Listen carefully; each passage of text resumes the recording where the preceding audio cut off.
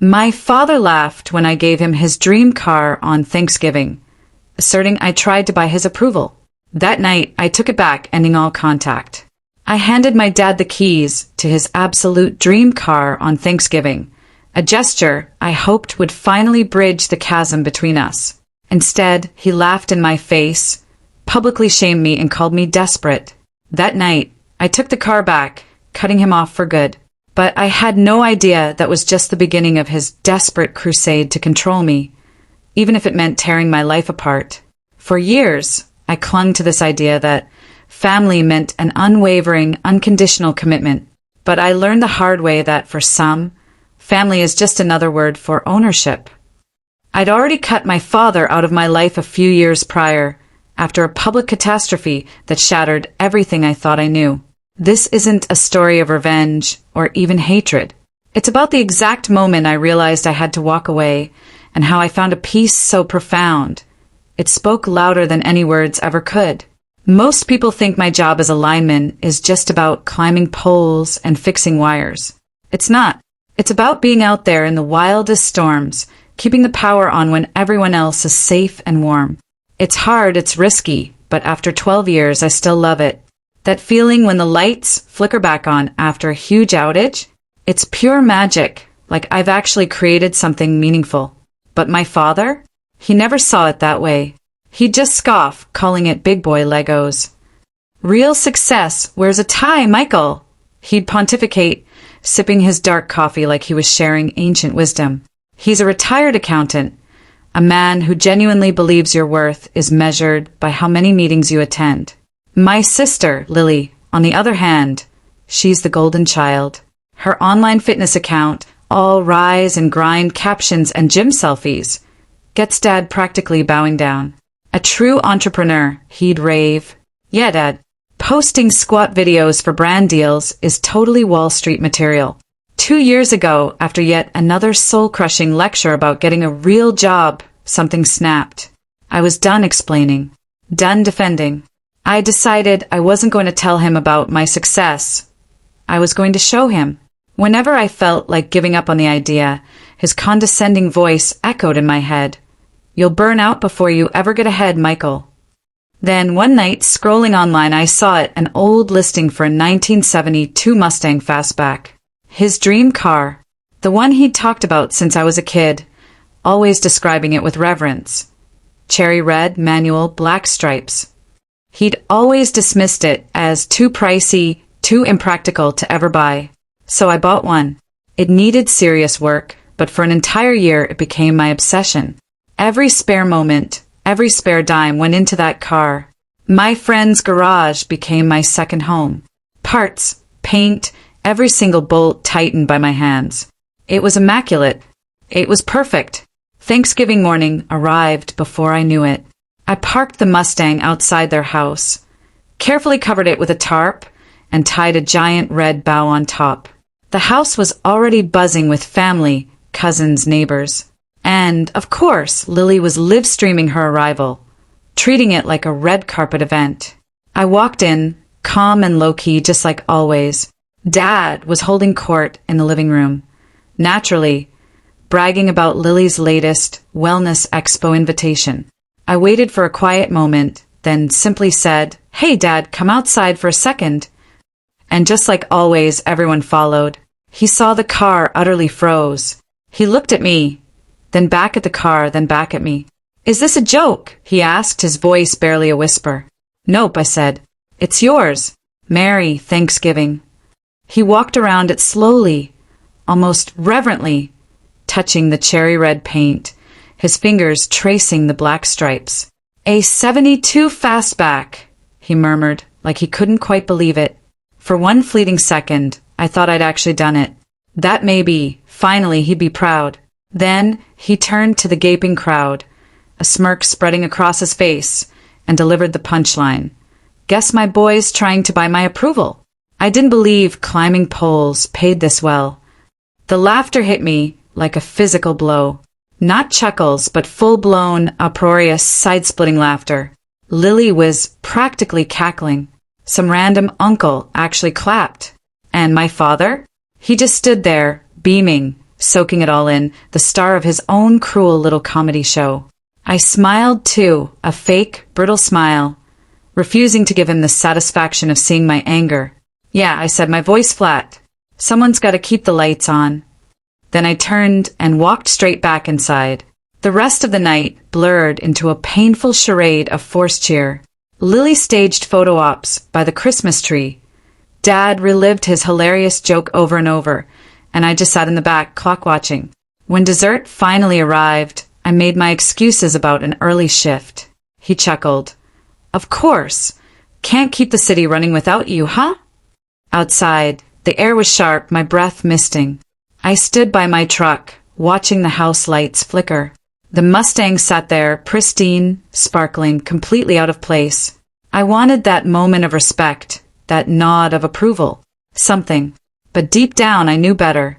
Driving home, I felt no sorrow, just an utter, bone-deep finishedness. Years of jabs, eye rolls, and jokes had all led to this one undeniable truth. Nothing I ever achieved would be enough for him. I'd always just be the misguided youth. I pulled into my driveway, slumped in my seat, and stared at my hands. The same hands that rebuilt that rusted Mustang. The same hands that kept cities powered through storms. Felt utterly useless in that moment. Then I laughed. Not with bitterness, but with pure exhaustion. "Happy Thanksgiving, old man," I whispered. Because that was it. That was the moment of absolute clarity. I didn't need his pride. I'd already made it. He just couldn't stand that I'd done it without his permission. The next morning, his idiotic laugh, that condescending, trying to buy my approval line, echoed in my head like a broken record. It played over and over as I brushed my teeth, drank my cold coffee. And then it hit me like a lightning bolt. The title and registration were still in my name. I stood in my kitchen, staring out the window, feeling a strange mix of serenity and impending mischief. I wasn't angry anymore. Just done. That car didn't belong there. Not in his driveway. Not with him. By 7 a.m., I was in an Uber heading back. The neighborhood was still, frozen in a post-Thanksgiving haze. Lights were still strung. Lawns frosted. A few garbage cans overturned by the wind. I got dropped off a block away, walking the rest of the way like I was on some covert operation. The Mustang shimmered under a thin layer of ice, the red bow drooping, looking almost embarrassed. I unlocked the door, slid into the driver's seat, and almost laughed out loud. I still had the key. The engine turned over smooth as silk. I eased it out of the driveway, every movement careful not to wake anyone. The reflection of the porch lights seemed to follow me down the street, almost like the car itself knew it was finally leaving the wrong house. Back home, I parked it in my garage, killed the engine, and just sat there, hands on the steering wheel. For the first time in what felt like forever, I felt utterly tranquil, like I'd just unplugged something that had been quietly draining my energy for years. I took a long, hot shower, ate breakfast, and consciously left my phone face down. I didn't touch it until midday. When I finally flipped it over, it was like a notification explosion. 18 missed calls, 10 messages for voicemails. Lily's message screeched first. "Did you seriously take back Dad's present? You're ruining Thanksgiving. Everyone is talking about it. Grow up." Then one from my father. People laughed because it was funny. Learn to take a joke. A few minutes later, another. "You're embarrassing yourself now. No thanks. Number. Why did you take it back?" Pure, unadulterated entitlement. Like the car was his birthright. I put the phone down, walked back into the garage. The Mustang gleamed, its engine still warm from the drive. I paced around it, hands in my pockets, every one of his cutting remarks about my job flooding my mind. Blue-collar muscle kid who works with tools because he can't do math. Maybe if you'd studied harder, you wouldn't have to hang from poles for a living. He'd always delivered them with that smug air, as if tearing me down was his way of motivating me. I used to tell myself he just didn't understand what I did. But in that moment, I realized he understood perfectly. He just resented the fact that I didn't need his permission to be proud of it. I grabbed a cloth, wiped my hands, and opened my laptop. I found a historic car listing site, typed 1972 Mustang Fastback, refurbished with original V8 engine and fresh paint. I took pictures, front, engine bay, interior, right there in the garage. My note was simple: serious buyers only. Title in hand. I wasn't keeping anything that carried his stench. This car wasn't just a restoration project anymore. It was a monument to a man who couldn't give a compliment without a backhanded jab. I wanted to sell it, to buy myself something that had absolutely nothing to do with him. Around 2 p.m., my phone buzzed again. Another voicemail. I put it on speaker, tightening a light fixture in the kitchen as his voice, thin and theatrical, filled the room. Michael, what the hell is wrong with you? You took the automobile back. You think that makes you look strong? People witnessed you doing that. You have embarrassed me. You have shamed this family. You think you can just return a present, like a spoiled child. I actually laughed out loud. Spoiled child? From the man who'd spent Thanksgiving morning roasting his son for sport? I picked up my phone and texted him back 3 words. Titles with my name. He didn't reply after that. But Lily did, of course she did. You are acting insane. Dad's quite upset. He didn't intend anything with the joke. Why can't you let things go?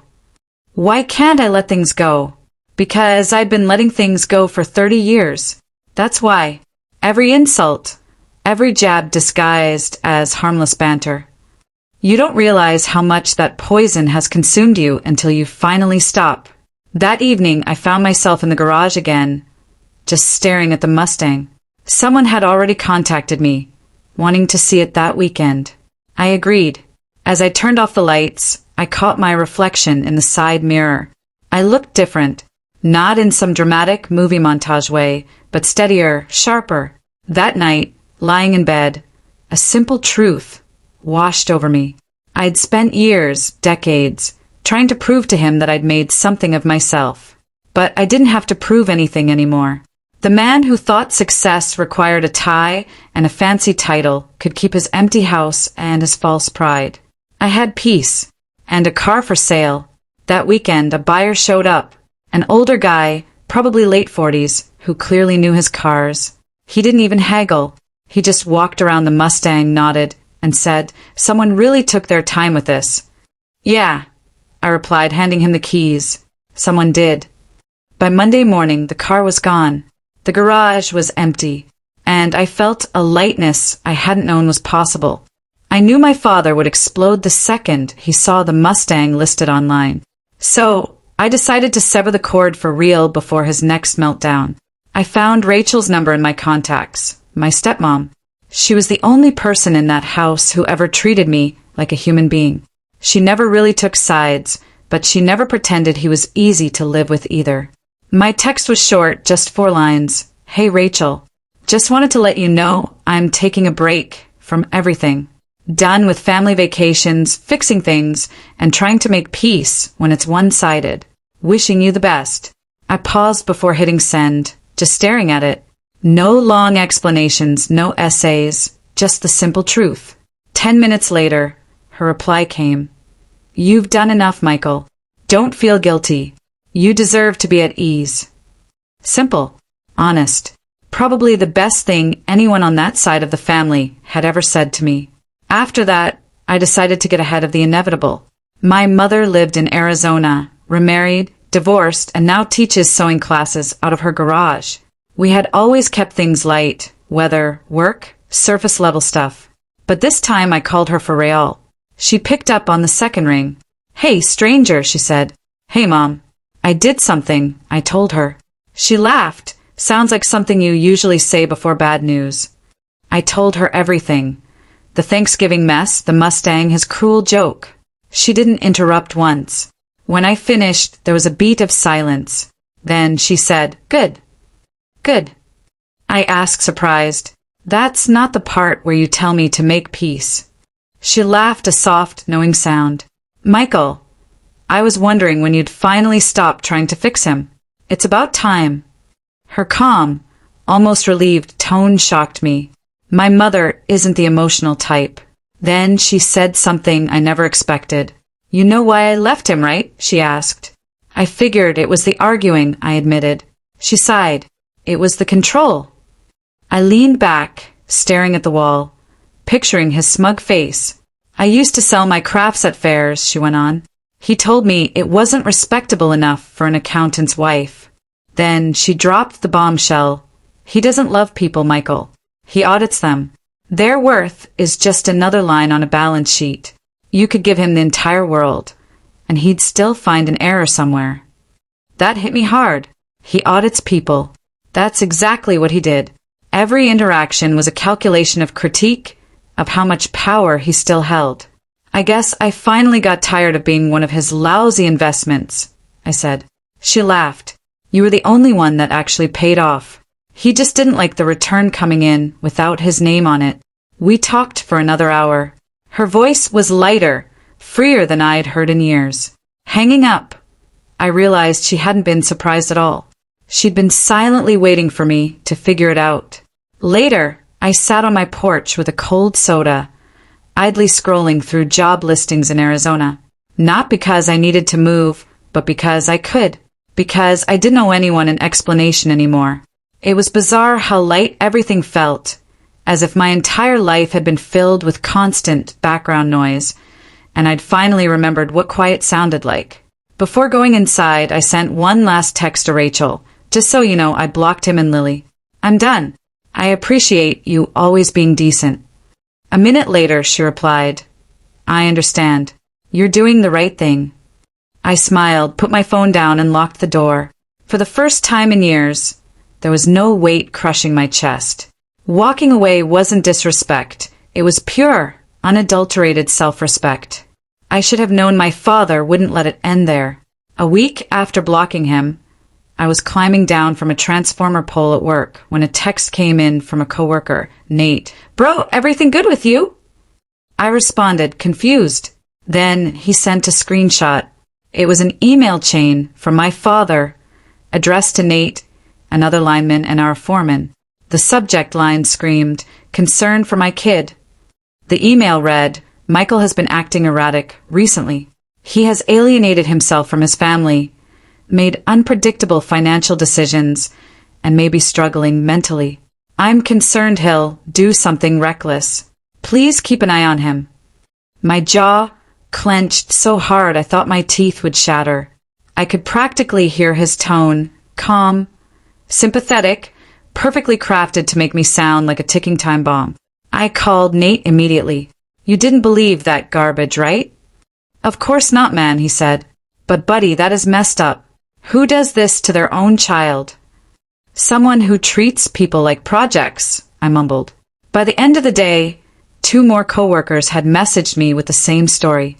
My father had contacted people he didn't even know personally, managers, union reps, anyone connected to me, all under the guise of concern. It wasn't concern. It was sabotage. The old man didn't like that I'd stopped playing by his script, so he decided to write a new one, starring me as the unstable, problematic son. So, I called my friend Mark, a union lawyer I'd worked with before, sharp, no nonsense. What's up, Michael? He asked, munching on something crunchy. I laid it all out, the emails, the stories, the concern. He wasn't even surprised. Classic image management, he said. He's building a narrative, so if you ever call him out publicly, everyone thinks you're the crazy one. Can we shut it down? I asked. Oh, absolutely, he replied. You want me to handle it? Within the hour, he emailed me a draft, a brief, professional, and absolutely lethal cease and desist letter to my father, citing defamation and harassment, giving him 48 hours to stop contacting anyone associated with me. I approved it instantly. 2 days later, Mark texted me a screenshot of the delivery confirmation. I expected silence, but instead I got a Category 5 storm. That afternoon, an unrecognized number buzzed my phone. I let it go to voicemail. When I listened, it was my father's voice, shaky, theatrical, brimming with forced outrage. Is this how you treat your father? You send attorneys after the family? You think that makes you a man? Michael, you've embarrassed me again. Do you really care what this does to our name? Our name? Like he was running a corporation, not a family. I deleted it without a second thought. Not even worth my breath. The next day, Lily called from her burner phone. I didn't pick up. Her text followed. Dad thinks you sent legal threats. What is wrong with you? He's heartbroken. You're being cruel.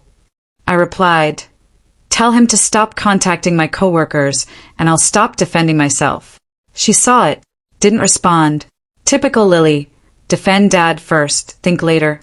For over a week, a strange quiet settled in.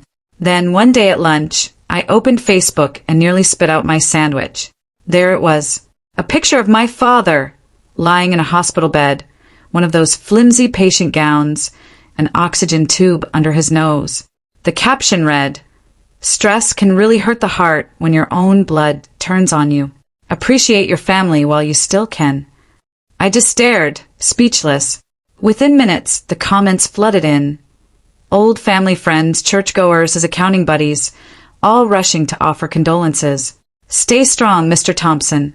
You've raised a good son, he will come around. Kids today don't understand loyalty. Lily naturally weighed in with a heart emoji and I love you, Dad. It was a live performance of the Martyr Chronicles, with my father as the tragic victim. I didn't comment, didn't message, didn't defend myself. I just closed the app and went back to work. But that night, I couldn't shake how easily he'd pulled it off. He wasn't sick. He was just bored and desperate for attention. And I knew him too well. The next morning, my foreman, Tom, approached me in the yard. Hey, just checking in. Everything okay with you? I smirked. Let me guess, you saw Facebook. He nodded awkwardly. Yeah, I didn't know what to believe, so I figured I'd ask straight up. I'm fine, I told him. He's not. He's just addicted to pretending he is. Tom chuckled, shaking his head. Family, right? Something like that, I said. After work, I sat in my truck for a moment before going inside. The sky was gray, quiet, and it hit me he didn't want peace. He wanted an audience. Every single move he made was about control, about twisting reality to make himself look noble and me look broken. He wasn't sick. He was addicted to control. A fleeting thought crossed my mind. Had I been too harsh? I used to second-guess myself constantly, but not anymore. One afternoon, while fixing a breaker in my garage, my phone rang. It was a storm response company from Arizona. A big job, a 3-month contract, great pay. They needed linemen to help rebuild infrastructure after monsoon damage. I didn't hesitate for a second. The universe, it seemed, had just handed me my escape. That very night, my apartment went up for rent. I cleaned out the garage, boxed up the only things that truly mattered. My tools, a few old photos, a worn leather jacket my mom gave me years ago. Everything else could stay. I wasn't running away. I was just done standing still. Within a month, I was in Arizona, pulling into my mother's driveway. Her house was a single story, nestled among dry hills and endless cactus fields. She came out, wiping her hands on a sewing apron, a wide smile on her face. You're really here, she said. Yeah, I replied, wondering if this was what peace felt like. She gave me a quick hug, almost awkwardly, and gestured inside. I made lasagna. Don't ask if it's healthy. That first week felt strange. No work emergencies, no venomous texts from Lily. Just open sky, long, quiet drives, and truly tranquil nights. I found a small house nearby, nothing fancy. 1 bedroom, a little yard, and a view of power lines stretching across the desert horizon. Fitting, I guess. My days were filled with the storm contract, intense and demanding. Weekends were slower. I'd help neighbors with little fixes, porch lights, fences, odd jobs. It was hard, honest work, the kind that had me collapsing into bed at night. But I loved it. Every bolt I tightened, every line I reset, was a physical reminder that I had built this life on my own terms, with no help from anyone. People would bring small projects, paying me with coffee or fresh-baked goods. Pleasant labor, zero drama, no expectations. Then one Thursday night, a text from Rachel, someone I hadn't heard from in months. Hey Michael, just a heads up. Your father tried to use the old emergency credit card you gave him years ago. It got declined. I froze mid-bite. That card. I'd completely forgotten about it. I'd set it up years ago when he had surgery. I texted back, "How do you know?" She replied, "He came home furious. Said it got declined 3 times today. Groceries, petrol, something at Home Depot." That night, I checked my account. Sure enough, 3 failed attempts. The next morning, I called the bank, canceled the card, and then closed the entire account. No leftovers. The rep asked if I wanted a replacement. No, I said. I'm done lending out lifelines. It felt profoundly symbolic, cutting that very last thread. That card had been a silent chain, one he could yank whenever he pleased. Later, at dinner, I told my mother about it. She wasn't surprised. He never wanted help, she said, putting down her fork. He wanted control. There's a distinction. She was right. He didn't miss me, he missed access. Every favor, every card, every phone call had always been about convenience, never genuine concern. A week later, Rachel texted again, short and to the point. He's unhappy you canceled it. Said you're punishing him. I told him it's your right.